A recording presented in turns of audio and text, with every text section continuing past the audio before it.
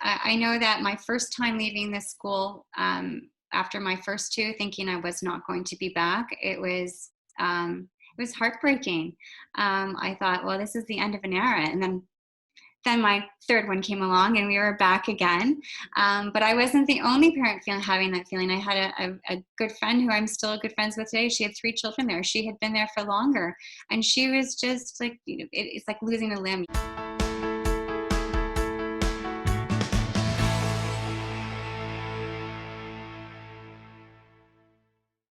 Children's Garden Nursery School offers toddler, preschool, and kindergarten programs in the Midtown Toronto neighborhood of Leaside. Situated in a community church, they've got a gym space, an outdoor space, and a French immersion program.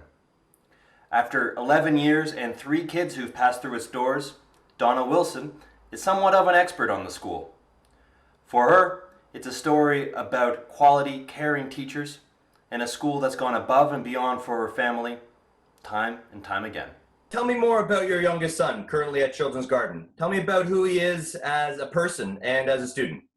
He is a child full of lots of energy, and he is in his second year there. He started in the 3 morning class, and now he is doing 5 mornings in the preschool class.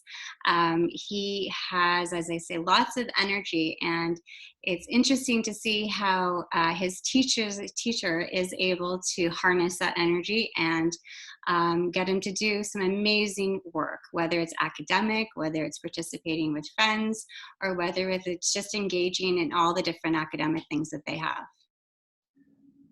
Donna, you're a mom with 3 young kids. This youngest son of yours with full of energy, what does that look like these days now that we're talking in the middle of coronavirus life? Well, it's been an interesting transition, now being part of the teacher environment that he has. He has been doing, our Children's Garden has rolled out a program using Class Dojo. Class Dojo is basically a tool where teachers can put your daily activities. So they have a video that is, for our class, it's every morning, where the teacher tells the children about what's going to happen in the day, whether they're learning a letter, whether they're learning a science experiment, whether they're doing some art project or reading a book to them. And within there's some activities, and your child is encouraged to do the activity with the parent to see how they can do. It's all based on your timing, but it's you try to see what you can get out of your child, and it's been fun. It's been a learning experience to see how your child when they will engage and how they will engage, because it's not necessarily the same thing every single day, but you do your best to see how much you can learn from your child as well. So it's been fun. Donna, as a mom with a son who's full of energy, where do you think you'd be if there wasn't something like a Class Dojo for that energy? Well, I would say that it would be hard to not have that ability to have him focus. I think that this has the structure in place that that you otherwise wouldn't have. As I say, sometimes every day doesn't look the same, but at least there's some structure available where where your child knows that you can sit down and look at the video and then see where the day goes from there. We've done a lot of outdoor learning as well. There's scavenger hunts, which takes us around the neighborhood, and then there's also some indoor stuff. So it's the structure has been good, and it's been good for our child as well. Donna, if you can remember normal life back in those days, what would a day in the life at Children's Garden School do to meet your son where he's at with what he needs as that kid and as that student? Well, every day is I've never had any of my children say I don't want to go to school. So they love going to the school, from bounding into the school, into the arms of their teacher, lots of hugs every single day.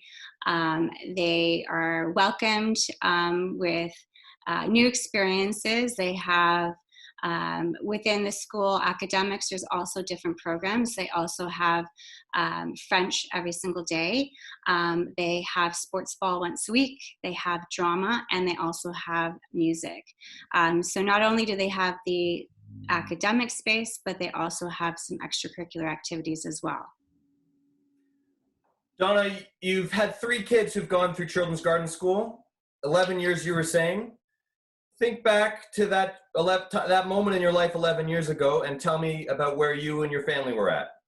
So 11 years ago, we were at sort of a transition. I had just had my second child. I was home from maternity leave. My first child was at daycare near my office, which was further north of our house, about 20 minutes away. And we decided that the daycare was amazing. For a daycare, it was very academic, and it was what we wanted for our children, not just necessarily play, but already picking up the pencil and learning to write at a young age.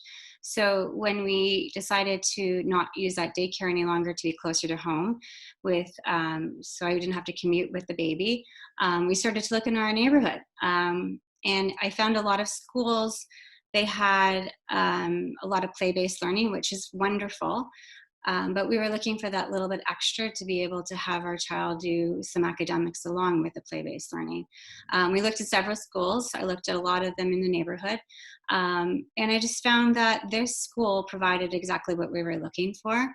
It wasn't a daycare. It was more of a private school type environment, small classrooms, 8 kids for the one teacher. And it gave us a lot of things that checked off the boxes for a lot of things. And not only that, but just the reputation in the neighborhood was amazing. We heard great things from other people. We knew a lot of the families that were attending the school. And unfortunately, when we started off, we were kind of late to the game because of when the baby was born, but we were able to start after the starting of school. There was no problem transitioning, and it was amazing right from the beginning. It was a perfect fit. What do you mean you were late to the game? Well, so the school had started in September, and registration for that September had occurred in like January. So back then we never even thought about looking in the neighborhood. So when I started to look in September, it was already full because the school fills up quite quickly, and we just we put our name on the wait list, and fortunately we were able to get in last minute. So it just happened perfectly. So you only in September approached Children's Garden School, and in September you were in? Yeah, well, I think we started in October. I think in the end it was like we had to give notice to our daycare, and Pauline, the director, was amazing because she allowed us to come in and just see what the school was like with our daughter, so we would feel comfortable and make feel that it was a perfect fit for her. And even that was when school had already started, so it was amazing that we were able to. It just worked out perfectly because it could have been, no, we don't have a place and you can't join us till the next year. So it just worked out. Having an admissions experience like that, Mm-hmm. What impression did it give you of the school? Very warm, very nurturing, accommodating, willing to listen to maybe sometimes some crazy requests from parents that are, with their first child going into a school environment like that, where Pauline was willing to help us see what this environment was going to be like for our daughter before we got there. Because coming from daycare is very different. It's very there's a lot more protocols in place where there's locked. It's like these little rooms for daycares, and especially when they're younger. And coming to a school type environment was different for us, and we were making sure that this is what would make us comfortable and would make our daughter comfortable. And without question, we felt comfortable. And how old was your daughter at the time? 3.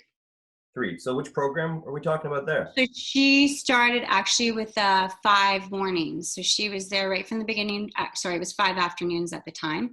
So that was what we were able to do. We had to give up her nap to do this. So we were willing to make this accommodation because really she was napping. We're like, no, this is for her. This is the best thing for her. So we switched her from napping, and then she went 5 afternoons to Children's Garden for her first year there. Thinking back to where she was at as a person and as a very young student, what needs were you trying to meet for her? Well, we were trying to give her the academics, but she also had a brand new baby brother, and we needed to ensure that she had a little bit more outside of the house too. And so this, and it was actually also a good fit for, we wanted her to do some French studies as well. She had done that in her daycare and wanted to continue that, so they had that at the school. A lot of the nursery schools in the neighborhood didn't have French, so we were happy to have that as well. But Would you tell me more about the French? That was something that set it apart at the time? Pardon me? The French offering was something that sets the school apart at the time and presumably to the present? Yeah, absolutely. There's the children have French class every single day. And it's just with that class specifically. So it's only 8 children, and they go through amazing things. I remember my daughter at that age being able to, only at 3, able to tell colors, and pick them out, and body parts and simple things like that. But at 3, very impressive to be able to have that. And then to that extent, she continued through French through her time at Children's Garden. But then when she left the school and she graduated from kindergarten, we were kind of sad that we didn't have the French anymore, because we didn't put her in French immersion. Because when she started in a public school system at grade 1, they didn't have the French until grade 4. So we were very disappointed with that, but we didn't want to give it up. So I approached Pauline, and she was very open to having a small French club for children in grade 1 through to, I don't know what maybe it was grade 3 at the time, so grade 1 to grade 3. So we got a bunch of friends together who had been at the school in kindergarten, and we started this French club after school program where the kids can go and learn more French, because they were missing that in grade 1, 2, and 3. And then, so then she started in grade 4. She was so far ahead of all these other children who had not even seen French before. And then to this day, she's an amazing French student, and I credit that to starting out really young and having that sponge type brain set where they can learn so much. So we just got her report card yesterday, and it was pretty incredible for French. So I do thank Pauline for opening up that extra, that little extra for the school. That was great. So these kids were actually alumni at the time and had left Children's Garden. Mm-hmm. And working with the parents, the school put this together as a special new thing. Yeah. It was incredible. So her French teacher was willing to stay longer at the end of the day after school was done, and she put a program together for grade 1s, 2s, and 3s. And it was maybe a handful of maybe 5, 6 children, and it was great. Over the course of 11 years, I imagine you have more than one story like the coming together of that French club. Any other highlights in your mental highlight reel?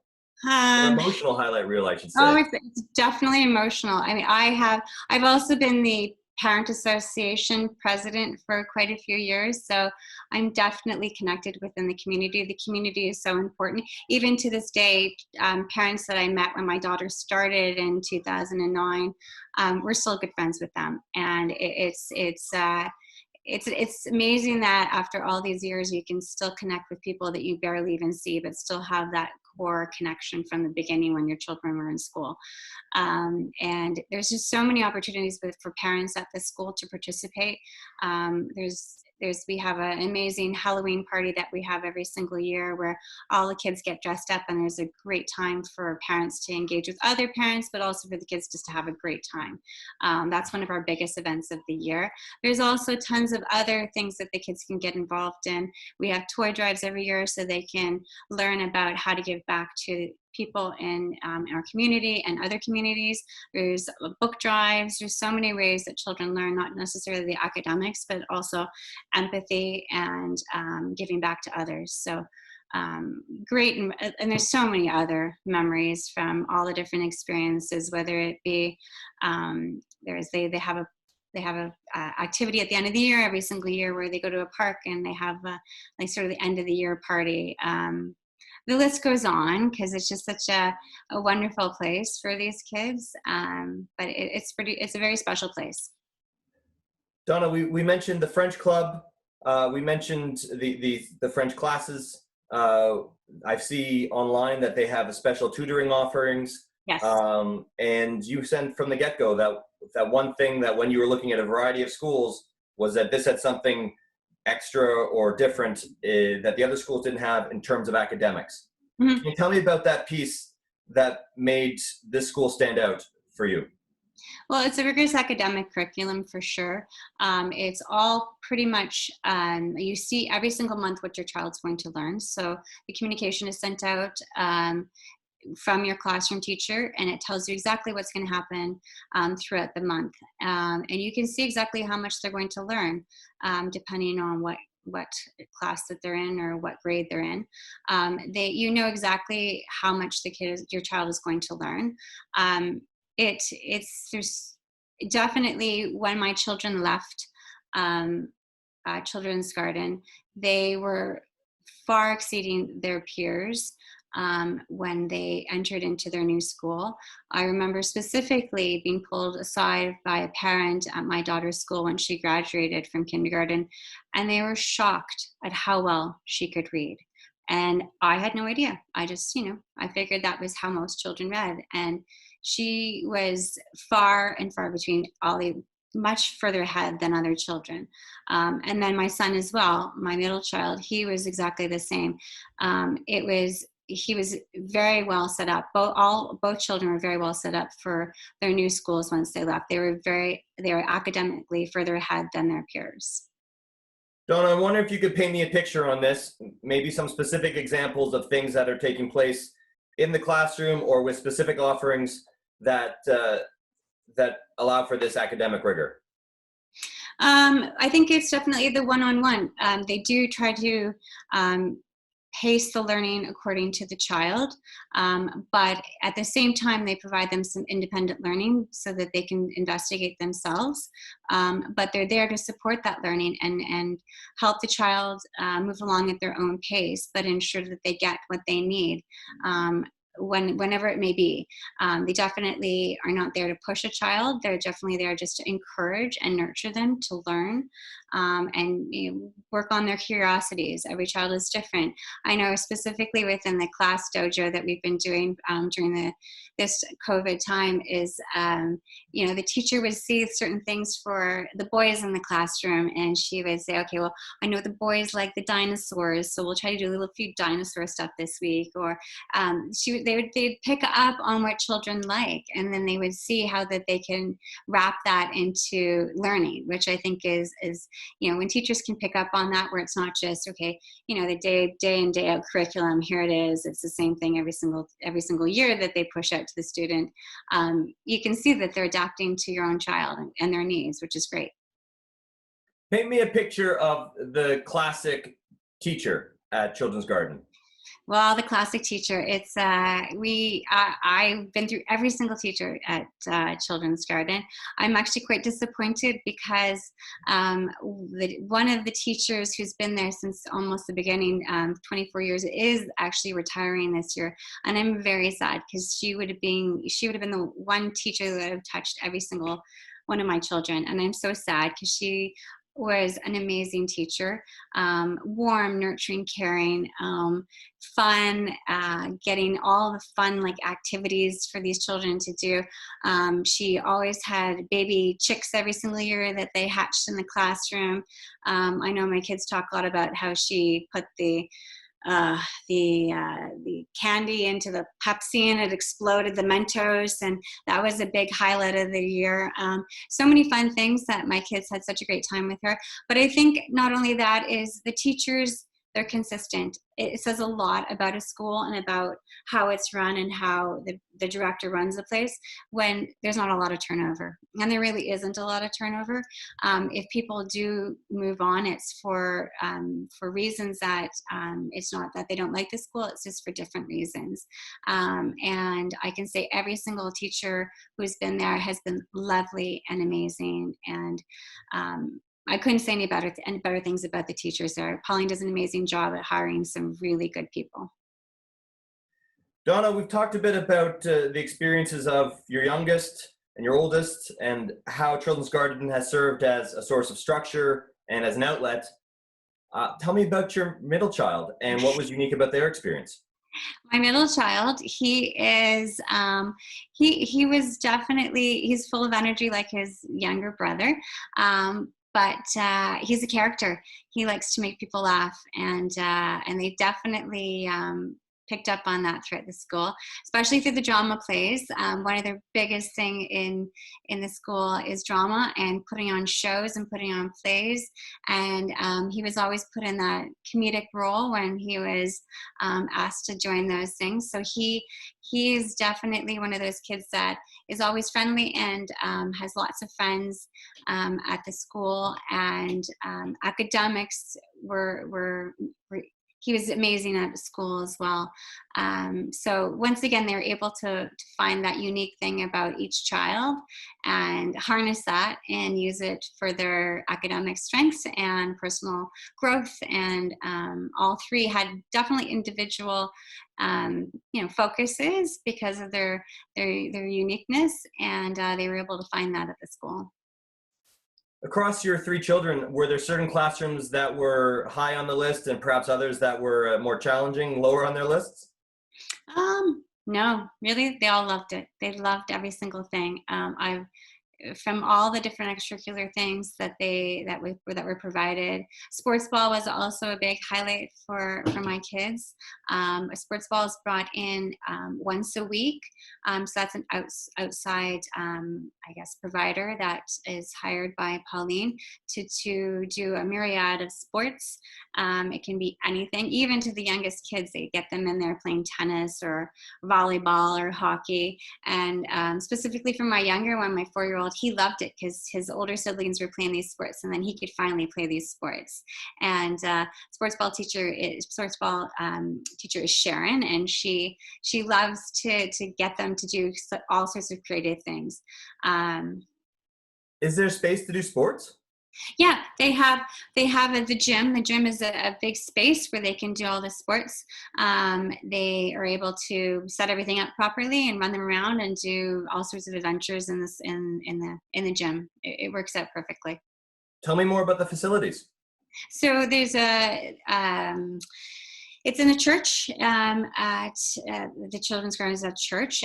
There is sort of 2 levels. There's the main level that has 4 classrooms, and there's another room 2 rooms upstairs. One is for kindergarten, one for junior kindergarten, one's for senior kindergarten. And then they also have the gym facility. There's also a cute little outside space where they have like a little gazebo where the kids can go outside, and I've seen them do reading outside. I've seen them do science experiments outside, planting plants. They do, whenever the weather would work for them, they try to get them outside into that little area. And that's pretty much the school. It's a small school, but that's okay. It's what you need. It's like that warm hug. You have that special feeling when you go into a small space where you don't need all these massive rooms. The rooms are perfectly sized for the number of children they have in them. The classrooms are filled with lots of toys, activities, arts and craft supplies are unlimited. There's tons of things for them to do in the classroom. You know, Donna, I want to take a turn now and ask you to take a more critical look at Children's Garden. You know, we want to make sure that we're not here just to sing its praises, but, you know, you've been there for 11 years. Nothing in the world is perfect. No. Whether it's something you've experienced or a story that's been shared with you or just something that the school has dealt with and overcome, what would be that part of the Children's Garden story? It's so hard to find negative things when you love the school. I definitely agree. I look at one of the biggest, I think, problems that we're facing right now at the school is the traffic in the area. And I know that sounds ridiculous, but we are sort of on the border of the subway that's being built in Toronto, and it's been ongoing for many years. This is the LRT construction on Eglinton. This is the LRT construction on Eglinton. And so it does slow the traffic down to get to school. It takes a little bit longer for some of us to get to school. And it is a great frustration because for us to get to school in 5 minutes ends up being 15 minutes at a time, and you sort of have to work that into the plan. what nice thing is that Pauline's very flexible in terms of when you arrive. It's not, you must be here at this time and the doors are locked. So you don't have that concern, but it's just a frustration being in the neighborhood. But all schools may have that with traffic. You know, whether it's the trip to school or the pick up and drop off, how has that experience changed then versus now? Well, back then you could zoom there, get there quickly, and then get out. Now it's sometimes you have to get there. It depends on the year when you're there, whether there's more people walking to pick up their children, or whether they drive. Parking can be an issue because of that.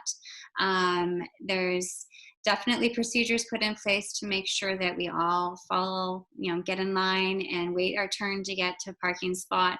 That can be sometimes hard for some parents if they're following a schedule. Is this the lot off Bayview or does the pickup drop off happen on Broadway? No, this is right on Bayview. So there is a parking lot, which is great, but once again, limited spots. And so it depends on because not every child is there 5 days a week. It depends on the day. Some children are there 2 days a week. Some children are there 3 days a week, and some children are there full days, or some children are there 5 mornings. So it's sort of a juggling act as to figure out when you should get there at the right time to pick up your child in order to get a parking spot. So that can be a little bit, as I say, it depends every single year. Some years everybody is in walking distance and they bring their strollers and it's picking up that way, so it's no problem. In the middle of a snowstorm, in the middle of rain, yes, you're going to have more time to wait. So you have to sort of build that into your schedule. Has it changed how you travel to school? It has. My experiences have changed as well throughout the year because I have three children in 3 different schools. So that I have to juggle pickups and drop-offs for the 3 different schools. So it depends on who has to be where at what time.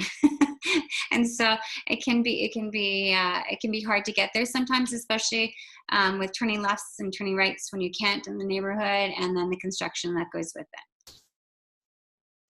Donna, if you'll indulge me, I want to offer you a little thought experiment. I want to flip a switch and put you in charge, make you principal, make you CEO, whatever.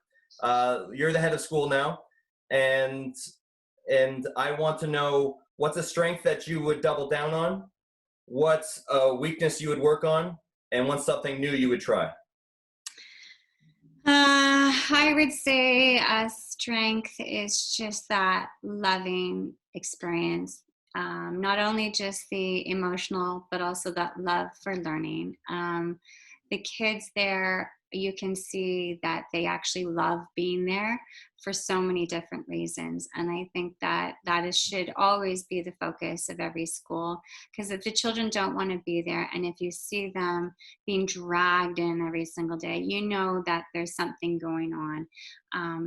Of course, every child has their days, but more than not, you see all these happy faces, always going back to their old classrooms to get hugs from their teachers. That says something when they don't just pass by and keep going to their new environment. They're always looking to go back and feel that special place. It's definitely one of the focuses for, as I say, for not only the emotional aspect, but for the academic. It's that love for things. Weaknesses, I don't know. Within the school, there's just, I don't know.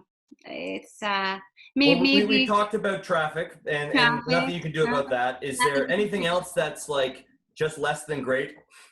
Maybe if the kids spent more time there, which they're typically only there for half a day for most of these kids, maybe a bigger space outside.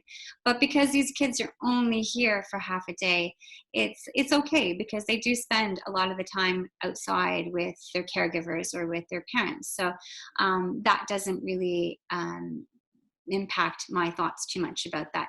But I know there's a lot of other schools that do have bigger outdoor spaces, but I don't think that would not deter me from going to this school. They have exactly the facilities they need to provide what they're doing. So that would be maybe perhaps another weakness. But as I said, they do have an outdoor space, which is used when it's possible in our Canadian winters. And so number 3 was something new you would try. Something new. I don't know. Maybe I'm always about community. And as I said, I'm the president of the Parent Association. So just more engagement with the community, have people, the parents, because I think the more you connect the parents together, the more that solidifies the community and that cohesiveness and that connection to the school. If people are connected, they will they will continue, they will stay, they will endorse it, they will sing the praises of the school. So I've always tried to get more events together for parents. I love to try to do that. We had a bingo night this year for the first time, and that was unfortunately, it was right before all this happened, but it was great. And a lot of the parents were like, I haven't played bingo in years, and it was fun to have them all sit and teach their children how to play bingo. And then people are like, I want to play more bingo. This is great. Like once you get back into it, it was kind of fun. And we had our drama teacher come back. We had a drama teacher that was with the school for many, many, many years, and sometimes she comes back and does these special guest appearances, not only for this, but for throughout the school year. She comes back and does some fun times with the kids. And this time she came back and did a whole train theme bingo, and it was fun, and it was a great way for the parents to connect and see each other. Which if you're doing drop-offs and pickups, it's nice to see people, but sometimes you have caregivers doing that as well, so you don't get to connect with those parents. So it's another way to do it. So I guess it's more community events I would love to pump into the school. Cool. You know, with all these memories you've just told us about, what does the sum of all these parts tell you about the culture, value, and community we're talking about? You know, it's important. I know that my first time leaving the school, after my first 2, thinking I was not going to be back, it was heartbreaking. I thought, well, this is the end of an era. And then my third one came along and we were back again. But I wasn't the only parent having that feeling. I had a good friend who I'm still good friends with today. She had 3 children there. She had been there for longer. And she was just like, it's like losing a limb. You don't know what to do. You're so connected to this special place. I think that says a lot about it. You know, before we get out of your hair, Donna, I want to give the steering wheel to you. Is there anything that I haven't asked about that perhaps I ought to? Something that's on your radar or a special memory in your heart? I don't know. I just think I think that if anybody's looking for a school that can provide so many different things, not just a place for your child just to go, but a place for your child to feel welcomed and learn stuff. I know that there's a lot of places where, there are those opportunities in the neighborhood, but this is one of those places where it has so much for your child. It's not just a drop-off place. It's you see what comes out in the end and how your child flourishes and how they can move beyond this school and wherever they may land. I've seen amazing things, and the alumni from this school, you just look at all their different achievements and you know that there's something special about learning from this type of environment at a young age. It's important. I don't think any parent would argue the importance of starting children off on the right foot. And this whether they go into a public school or whether they go to a private school or whether they do something completely different, this is definitely a strong start for their academic and education. Donna, thinking back to where you were before you first walk into the door and thinking about that parent who's, working on the same really big decision, any final words of wisdom? Yeah, I mean, I think it's difficult. I've spoken to lots of parents when they start off in the beginning of the year. We're trying to figure this out. We've heard good things, but really tell us what this is about. Tell us why this is good for us. So you have to consider the investment that you're making, and you have to think, why is this important? And no matter what, I think that this is the place that you want for your child to be when they start off.